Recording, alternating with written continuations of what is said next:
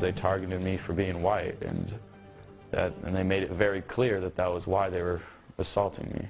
A teenager says he was attacked, burned, and beaten for hours in West Seattle. Good evening. The boy was left so bloodied and bruised he wound up in the hospital. Now, as police look into this possible hate crime, the 15-year-old talks for the first time about the attack. Shamari Stone has tonight's KOMO 4 exclusive. Shamari? Well, that's right. The teen is breaking his silence. This is a downright sickening story. He says a black man and an Asian man, possible Pacific Islander, asked him for a cigarette lighter. He says, okay, walks on over. All of a sudden, he says they grab him, punch him several times, slam him on the sidewalk right here, and then dragged him right over through this area, knocking him on the ground, mushing his face in the ground, then taking cigarettes and burning his neck just like this. He says they did this because he's white.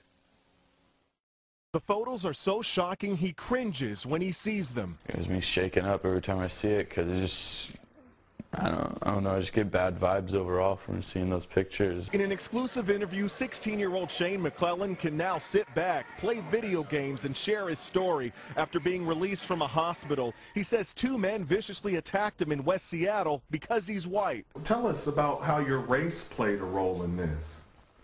I don't know, they kept trying to bring up, when I'd ask why I'm doing it, they just because you're white, you know, and then they started bringing up past, like, slavery, being like, white people did this. He told police one of his attackers was black, the other Asian or Pacific Islander. The trouble started when he was walking home from a friend's house around 2 o'clock in the morning. They're like, oh, white boy, you know, what are you doing? You can't hang out this late.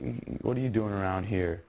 You know, you can't, you're like, what do you, white boy has no belonging being out here at 2 a.m. And torturing him for hours in the bushes, stripping off his belt, whipping his back, taking turns, burning his neck with cigarettes, and pointing a gun at his head in retaliation for black slavery. This is for what your people did to our people while they were like whipping me with my belt, my studded belt. Shane lost consciousness and his attackers were gone when he woke up. A good Samaritan helped him. Police are investigating. In the meantime, Shane hopes officers catch and charge the suspects with a hate crime. Because they targeted me for being white, and they made it very clear that that was why they were assaulting me. Now, Seattle police referred the case to their bias crimes unit. They're reviewing it as a possible hate crime. Meanwhile, Shane's father hopes that his son learned his lesson. You cannot be walking home late at night, even if you're leaving your friend's birthday party. Shane says that he learned his lesson and hopes that police catch the suspects. Live here in West Seattle, I'm Shamari Stone, KOMO 4 News. A father is fired up and says his son was targeted in a racially charged beating. But it's not just the attackers that have him upset. It's also police. That's because police may have found the potential suspects minutes after the attack and then let them go. KOMO 4 Shamari Stone has tonight's exclusive, and he joins us live from the scene. Shamari? Good evening. According to the police report, a detective found two men with blood on their hands and faces near the crime scene and then let them go. Plus, there was additional possible circumstantial evidence. Now, the victim in this case, 16-year-old Shane McClellan, says that he was walking down here on Southwest Holden Street. All of a sudden, a black man and an Asian man, possible Pacific Islander, were right here on these steps, asked him for a light, so he walked on over and said, yeah, here you go. He says they then began punching him, wrestling with him, torturing him for hours because of his white race. I'm furious because these guys were walking around with literally my son's blood on their hands. In an exclusive interview, Tim McCullen describes how he feels after finding out Seattle police may have had the two suspects who attacked his son in custody and then let them go the same night. How much more evidence do you need? Early last week, 16-year-old Shane McClellan says a black man and an Asian man, possible Pacific Islander, viciously attacked him at 2 o'clock in the morning while he was walking home in West Seattle. He told me the men tortured him for hours because he's white. He was covered in blood. Tell us about how your race played a role in this.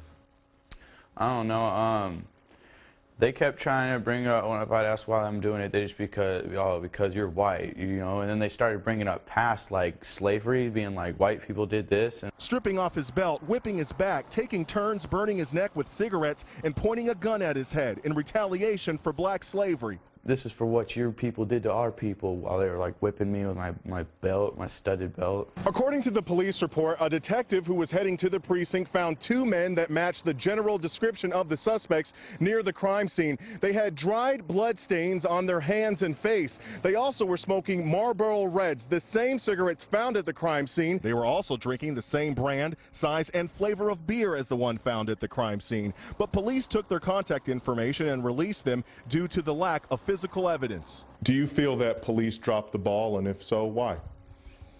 Because it seemed like they had enough evidence. It would happen just minutes. They found these guys just minutes after the incident. It seems that, you know, what more do you need? A smoking gun? In all fairness, Seattle police told me that they are still investigating this case. They did take DNA from the 2 men, and those tests are still pending. Now, as for this case, if you have any information, call police, and their number is with the Seattle Police Department. Live here in West Seattle, I'm Shamari Stone, KOMO 4 News.